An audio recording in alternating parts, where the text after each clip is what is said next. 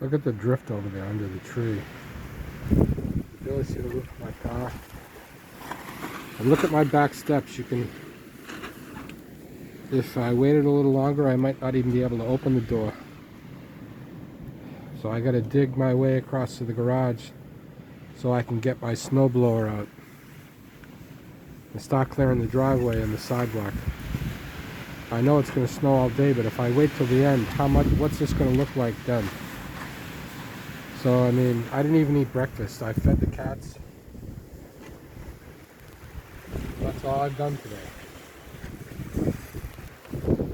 so far.